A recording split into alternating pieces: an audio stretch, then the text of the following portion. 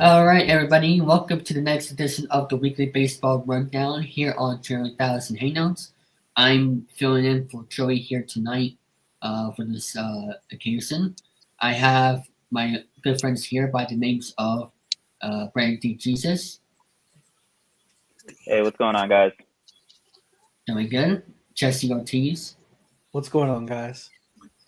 Kevin Henry, Kurt, Hey, how's everybody doing?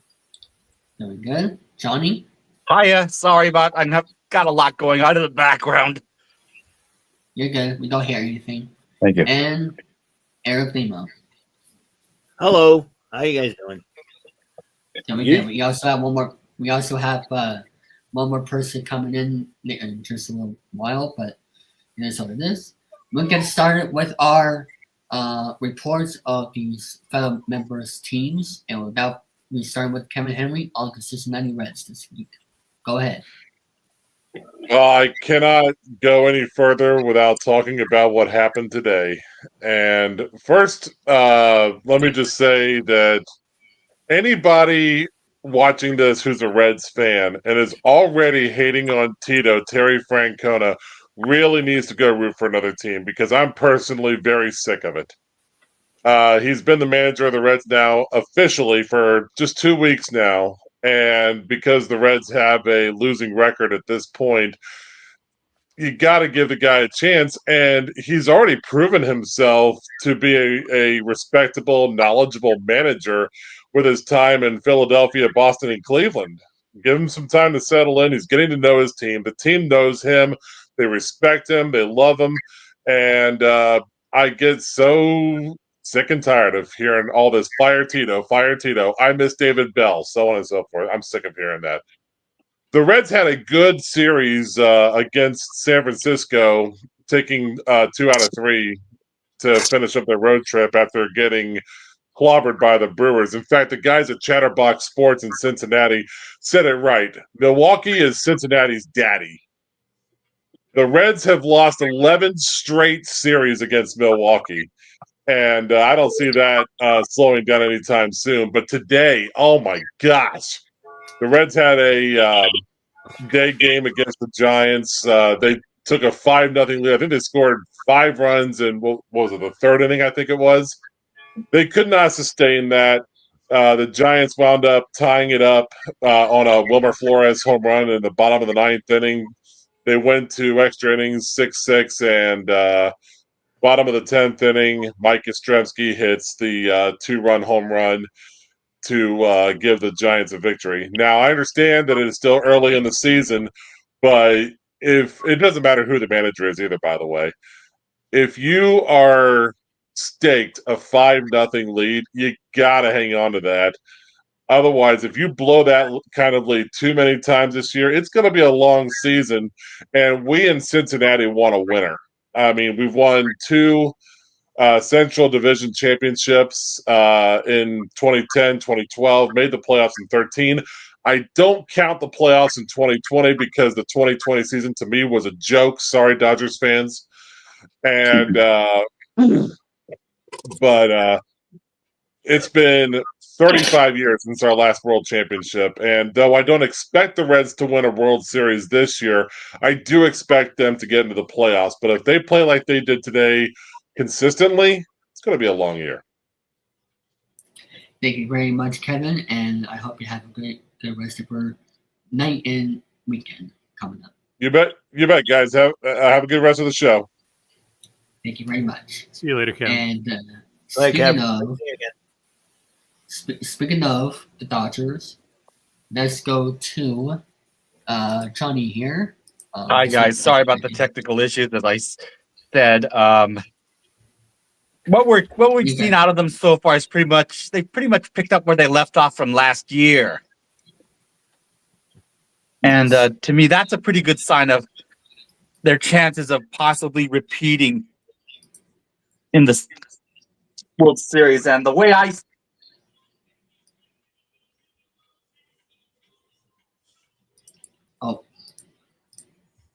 Okay. And not much else to say so far. They're doing pretty well. And I'll be the Dodger and Mariner guy, by the way. I have ties to both cities Okay. in the future. As for the Mariners, so far, it's been kind of feast or famine for these guys, although they did win on a walk-off walk today, and so that's good. I mean, it's still early, as I said, but they still need to kind of improve, or else we're going to see more disappointment from them this year. All right. And is that all you have to talk about? That's all for now. All right. Thank you very much. And I gotta get now going. I'll let's see you go. later. All right. Take care. Now let's go to Eric Lima about the Boston Red Sox. Well, the Red Sox are off to. There was a really rough start, going on the road against the Texas Rangers. Texas Rangers took 3 of 4 against the Red Sox, and the Red Sox did win the first game. But the big story was in that series that Rafael Devers went 0 for 16 with 12, striking out 12 times, and that was a major concern. Series against Baltimore, I thought Baltimore was going to be tough on Boston, but the Red Sox lost the first game, which is a 4-game losing streak at that point, and then the bats started to finally wake up a little bit at a time. Some players hit their first homer of the season. Christian Campbell starting to break it, started to come out. Rafael Devers starting to see a few pitches, drew a couple of walks, and the Red Sox. Give me a second here, and give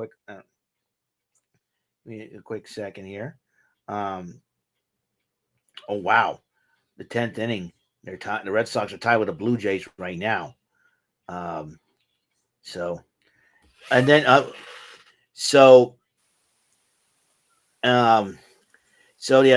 Orioles beat the Red Sox 8-5. The bats were starting to come around a little bit, and then the Red Sox shut out the Orioles 3-0, and then beat them 8-4, and then 3-game sweep of the Cardinals, and the bats came alive at Fenway. You talk about home. I knew that Fenway needed. I was there.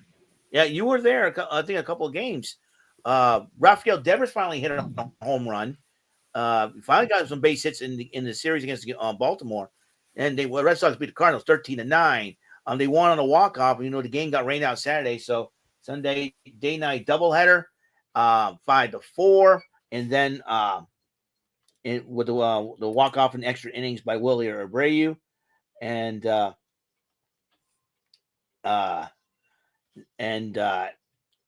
which was great. And then the Red Sox really unloaded on the Cardinals, 18-7 on the Sunday night game at ESPN. I mean, unloaded. I'm like, well, looks like the bats are coming alive. So, and then they run to a buzzsaw called the Blue Jays. In fact, at one point, the Blue Jays, Red Sox, Yankees were tied for first place in the American League East earlier. So I thought that was pretty impressive. But right now, the Blue Jays got the first 2 games, 5-2 and 6-1. 6-2 and 6-1. So, and right now they're tied in the 11th inning at 1. So this will be something to be.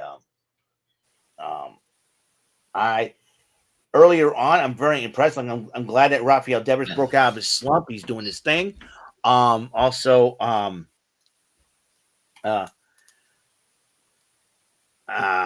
Excuse me. Broke out of his slump, doing his thing. And then you got Christian Campbell. If he keeps up the way he's been keeping up this year, he's going to be my early pick for American League Rookie of the Year.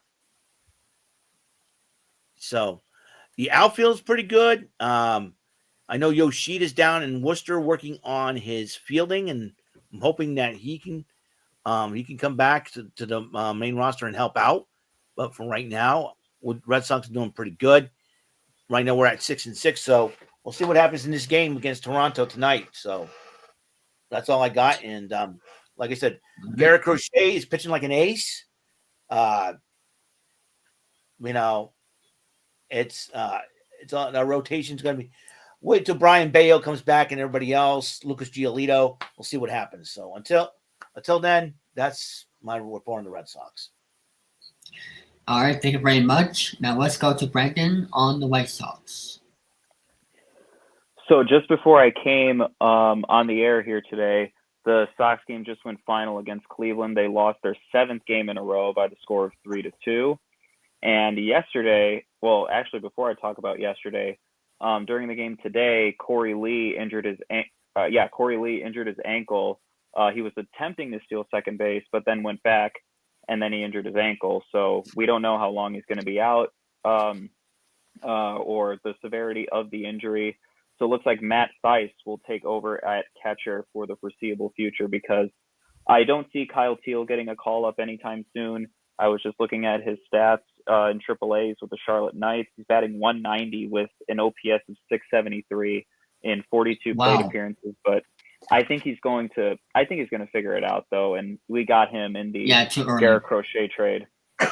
And so I'm very excited for his future still, and I think he's going to be fine. But if you told me that at this point in the young season that Andrew Benintendi would lead the White Sox in all the major categories, I'm talking batting average, home runs, RBIs, on-base percentage, and hits, I would have called you crazy. This guy was given the biggest contract in White Sox history, which is only $75 million because Jerry Reinsdorf never likes to spend money. Again, I would have called you crazy, but I got to give credit where credit is due. He's been really the only shining light on this team so far. He's actually putting the bat on the ball. He's playing good defense, and we'll see how long he can keep this up. But I want to go to yesterday. We just mentioned a walk-off walk with the Mariners today against the Astros. The White Sox lost on a walk-off walk yesterday against Cleveland in their home opener, and it happened in the ninth inning, bottom of the ninth, 2 outs, and it was a 0-0 game. And it was the first time that a team won 1-0 on a walk-off walk since the Dodgers in 2009 against the Padres. If that's not the most White Sox thing in the world, I don't know what is. But like I said, we lost 7 in a row. We won on opening day against the Angels. We took a game at home in the series against the Twins. But this is just how the White Sox are going to be this year. I predicted that they would go 62-100, and it's definitely looking that way. Luis Roberts batting under 200. A lot of the players are batting under 200, but I think Robert will pick it up, and I think we will see him traded at the deadline, as well as some other players like Martin Perez, who leads the team in strikeouts right now with 13 and an ERA under 1. So he only signed a 1-year deal, so I can definitely see him on the move for a contending team, as well as probably some of our other pitching prospects. But we're going to get a lot back, and Sean Burke has won on opening day. I think he's a sleeper candidate to win AL Rookie of the Year, although I think that will go to Cam Smith, although he's off to kind of a rough start this season. But I really like what I see out of Sean Burke. But it's going to be a long season, but I do hope that we see some development and that we get more prospects in our farm system. All right. Thank you very much, Brandon. And now we go to Kurt. Go ahead. Hey, Brandon, I just wanted to ask you a question about the White Sox. You did see, since you were watching yesterday's game, you saw how that ended. You see how the whole ninth inning went down? It was single, walk, walk, walk. They didn't retire a single guy. Yeah, and the White Sox only got 2 hits the entire game, and I think Cleveland only had 3, and that was one of them, and then the walk-off walk happened. Right. I'm not even sure how many hits the Indians got tonight. They did not get. There's not been a ton of hitting going on with either team this year, but the Indians seem to be bringing across runs when they need to. Yeah, it was a 3-2 ball game. I'm going to look that up. Yeah, they only had 3 hits again, and the White Sox had 8. Yikes. Okay. Well, I hear that because the Mets are not hitting particularly well either right now, but they are winning games. So they are, after losing 2 of the first 3 to start the season to Houston, they are now 8-4, which means they've been 7-2 since then. That included a weekend sweep against Toronto, and they took 2 out of 3 from the Marlins at home. Today they lost 5-0. A couple of unearned runs scored against Tyler McGill, and then Edwin Diaz was brought into the ninth inning, I guess, to give him some work, and it just didn't happen.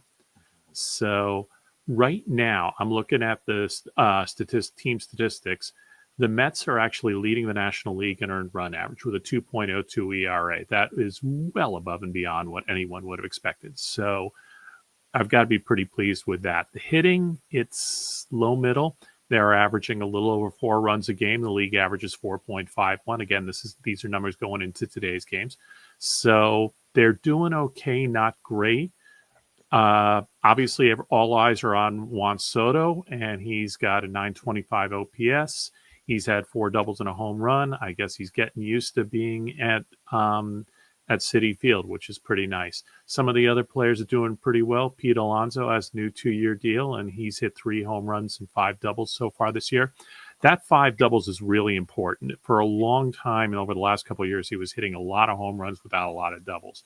The doubles are usually a good indication that they're seeing the ball well, as opposed to if you've got 15 doubles and 30 home runs, it means mostly you're feasting off of mistakes. The big issues right now, they got a couple guys who just haven't started hitting yet. Jose Siri, I don't know what to expect from him. He came over from Tampa Bay, and he has not hit very much. They may have to start looking on the farm and looking at bringing up Jose Azucar. Mark Vientos is not hitting well, but he should pick it up sooner or later. And the guy I'm really worried about is Brett Beatty, who they've tried him as a second baseman this year. And his OPS, this isn't his batting average, slugging percentage, or on-base percentage. His OPS is 292. He's just not hitting at all. And, I mean, I hate to get down on players, but, Bill James once said you can't be stubborn about evaluating guys. And Beatty, in 568 career at-bats, he's 594 OPS. So we'll see what happens in the upcoming week. The Mets are headed out to Sacramento this weekend to take on the Athletics, and they got a week series after 3-game series, I should say, after that against Minnesota. We'll see how it goes. All right, thank you very much, Kurt. And now let's go to Tristan.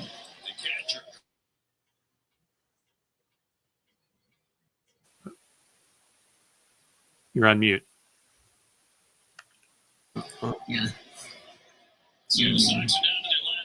Well, the Astros got squandered a 5-0 lead, and they basically, man, that was bad, and freaking grand slam to win the game at the bottom of the 9th. The Astros also decided to trade away Rafael Montero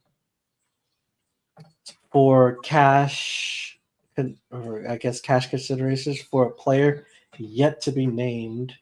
So they're going to bring Bennett Souza up from AAA to replace Montero. So we don't have a player. The Astros don't, or they're not going to tell us the name of the new player that we traded Montero for. That is crazy, but okay.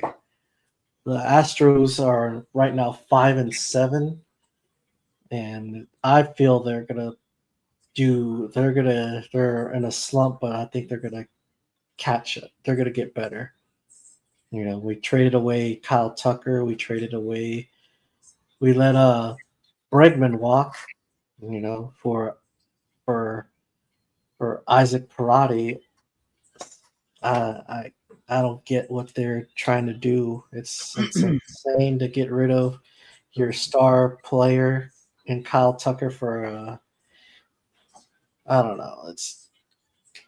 We'll see what down the line what the all these moves will do for the franchise. Moves. All right, everybody. Unfortunately, we had some difficulties with Charles trying to get on, which we finally figured out. For the next 3.5 minutes, he will be explaining his thoughts on the Chicago Cubs for this past week and for the start of the season. So, for 3.5 minutes, Charles, take it away now.